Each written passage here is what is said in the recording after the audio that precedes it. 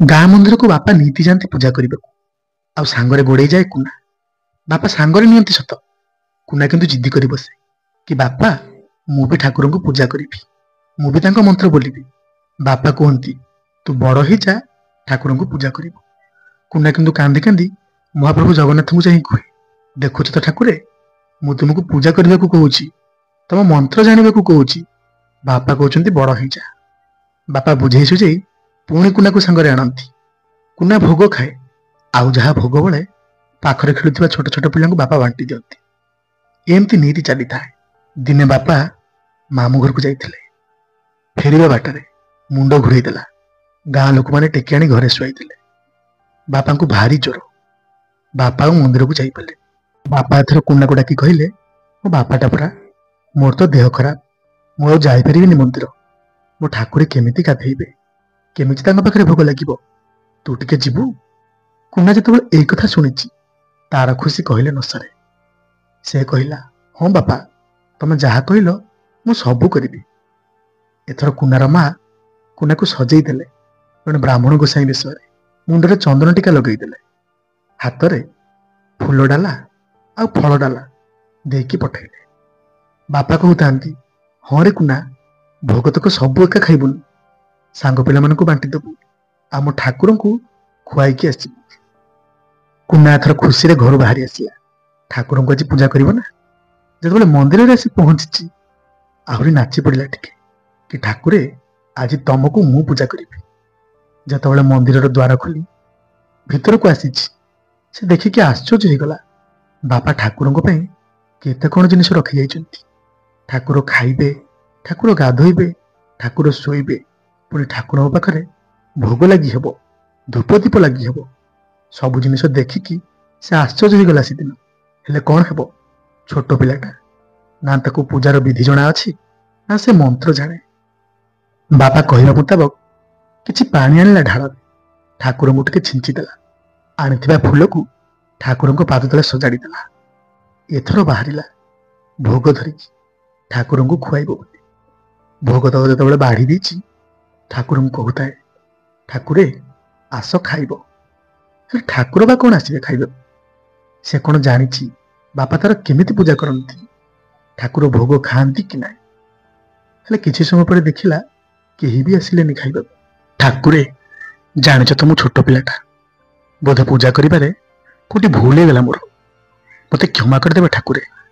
ହେଲେ ତମେ ଆସି ଟିକେ ଖାଇଦେଲେ ହୁଅନ୍ତାନି। ପିଲାଟିର କଥା ଶୁଣି ତଥାପି ଠାକୁର ଆସିଲେନି ଖାଇବାକୁ। ଏଥର ପିଲାଟି କାନ୍ଦିବାକୁ ଲାଗିଲା କି ଠାକୁରେ, ଜାଣିଛ ମୋ ବାପା ତୁମକୁ ନିତି ପୂଜା କରନ୍ତି, ମୁଁ ଜାଣିଛି।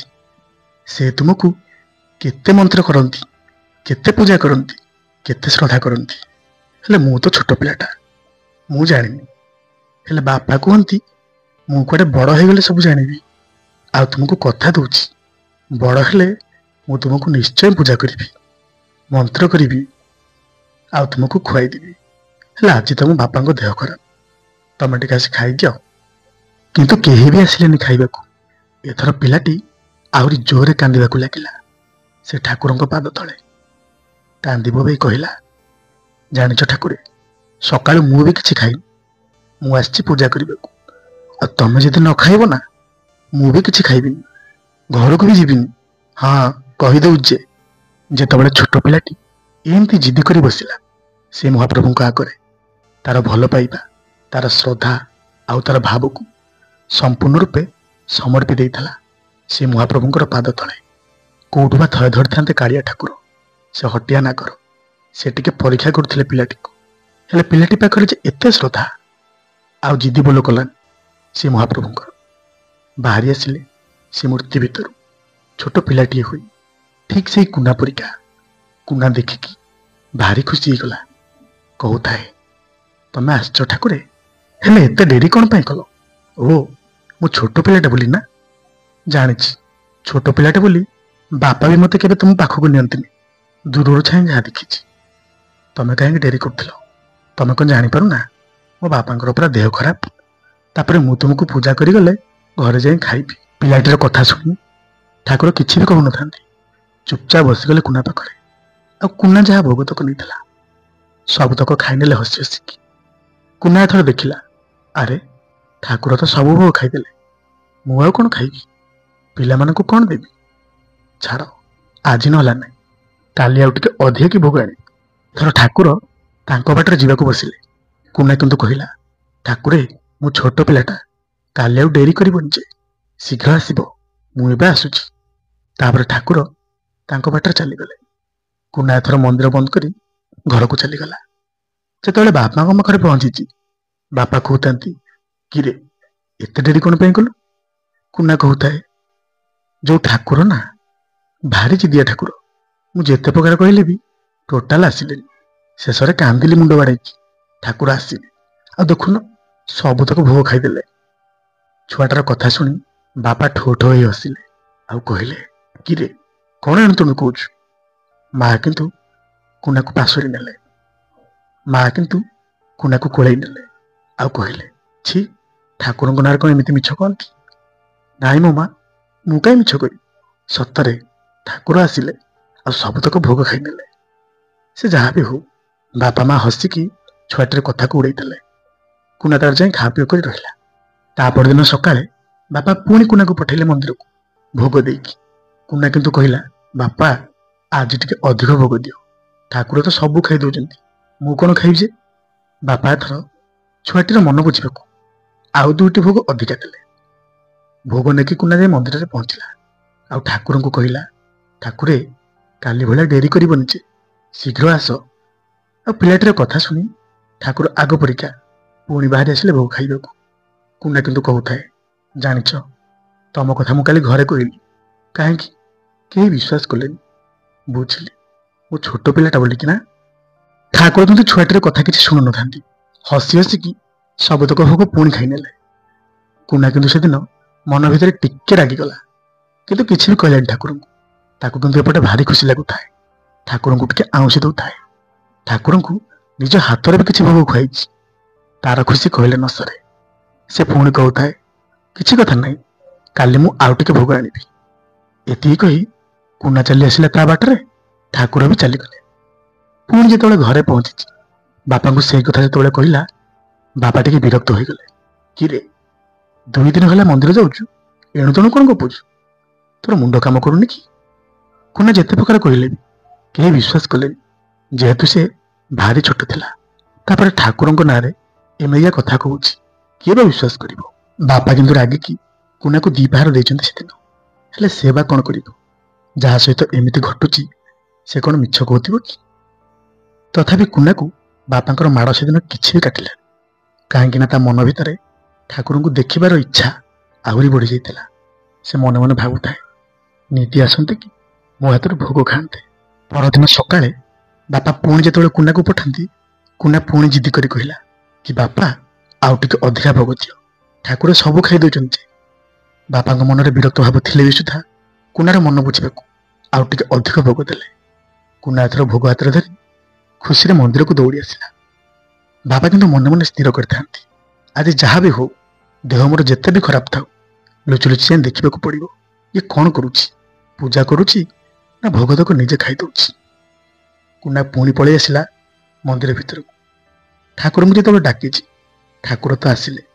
କୁନା କିନ୍ତୁ କାନ୍ଦିଲା ସେଦିନ, ଠାକୁରେ ତମ କଥା ମୁଁ ନିତି ଘରେ କହୁଛି, କେହି ବି ମୋ କଥା ବିଶ୍ୱାସ କରୁନାହାନ୍ତି।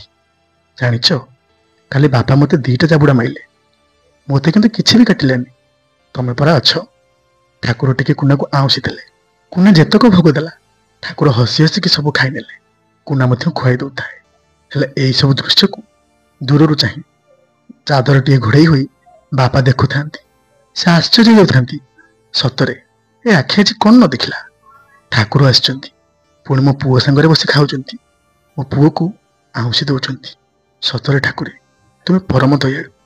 ଠାକୁର ଏଥର ସବୁତକ ଭୋଗ ଖାଇନେଲେ। କୁନାକୁ କହିଗଲେ ପୁଣି ଆସିବା ପାଇଁ। କୁନା ମଧ୍ୟ ହସି ହସି ଠାକୁରଙ୍କୁ ବିଦାୟ ଦେଲା। କିନ୍ତୁ ଠାକୁର ଯେତେବେଳେ ଚାଲିଗଲେ, ବାପା ସିଧା ଯାଇ ପାଦ ତଳେ ପଡ଼ିଗଲେ ଠାକୁରଙ୍କର। ଠାକୁରେ ମୋତେ କ୍ଷମା କରିଦିଅ, ତୁଚ୍ଛାଟାରେ ପିଲାଟାକୁ କେତେ ଗାଳି ଦେଇଛି, କେତେ ମାରିଛି, ତୁମ କଥା କେବେ ବିଶ୍ୱାସ କରିନି, କ୍ଷମା କରିଦିଅ ମୋତେ।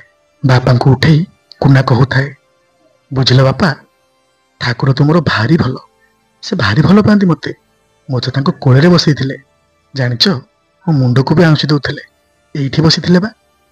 ବାପା ଯେତେବେଳେ କୋଣାଠାରୁ ଏଇସବୁ କଥା ଶୁଣନ୍ତି ଭାରି ଆନନ୍ଦ ଲାଗୁଥାଏ ତାଙ୍କୁ।